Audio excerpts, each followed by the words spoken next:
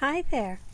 I am in my backyard garden. I'm reading from the Bible. Today I'm reading from the book of Deuteronomy, chapter 15. In chapter 15, it talks about laws concerning the sabbatical year, and then it finishes up by talking about the firstborn of livestock. But before I get started with Bible reading, I want to talk just a little bit about what I'm showing you in the video today. Today I'm showing you beautiful giant rain lilies. So these, along with the yellow ones that you saw in a previous video, only bloom after a rainstorm. And these giant ones are like triple the size of the little yellow ones. So it's always wonderful when they do bloom. Okay, enough about the garden. Back to Bible reading. Today I'm reading from the book of Deuteronomy, chapter number 15. The reading begins. Every 7th year you shall grant a remission of debts. And this is the manner of the remission. Every creditor shall remit the claim that is held against a neighbor, not exacting it of a neighbor who is a member of the community, because the Lord's remission has been proclaimed.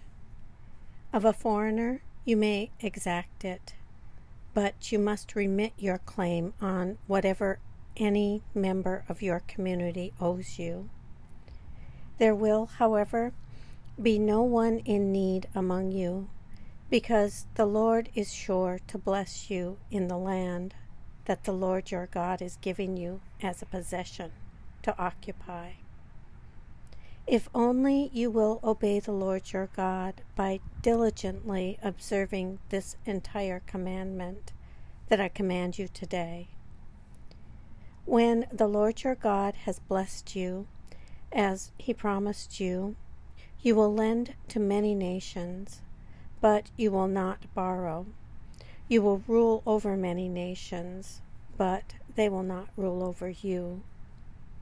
If there is among you anyone in need, a member of your community in any of your towns within the land that the Lord your God is giving you, do not be hard-hearted or tight-fisted toward your needy neighbor.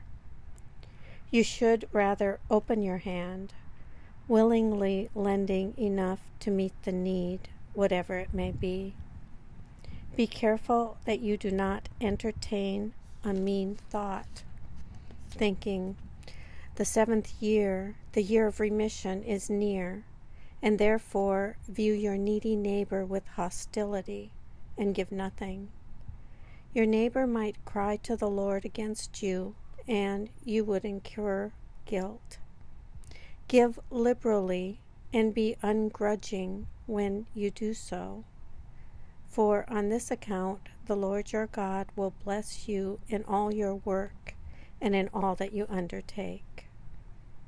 Since there will never cease to be some in need on the earth, I therefore command you, open your hand to the poor and the needy neighbor in your land.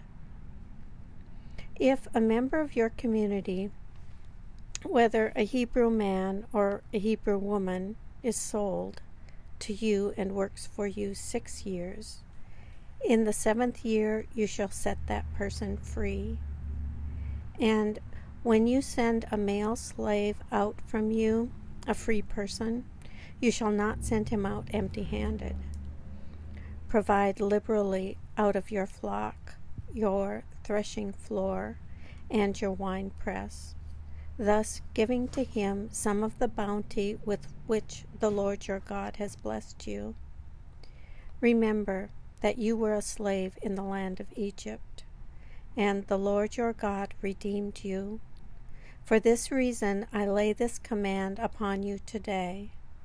But If he says to you, I will not go out from you, because he loves you and your household, since he is well off with you, then you shall take an awl and thrust it through his earlobe into the door, and he shall be your slave forever. You shall do the same with regard to your female slaves. Do not consider it a hardship when you send them out from you free persons, because for 6 years they have given you service, worth the wages of hired laborers, and the Lord your God will bless you in all that you do.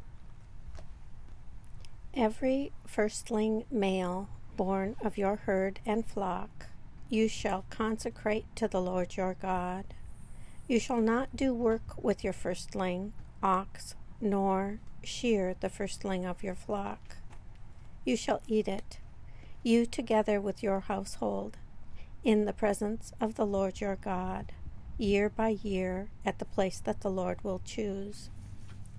But if it has any defect, any serious defect, such as lameness or blindness, you shall not sacrifice it to the Lord your God. Within your towns you may eat it, the unclean and the clean alike, as you would a gazelle or a deer. Its blood, however, you must not eat. You shall pour it out on the ground like water. This ends the reading of Deuteronomy, chapter 15.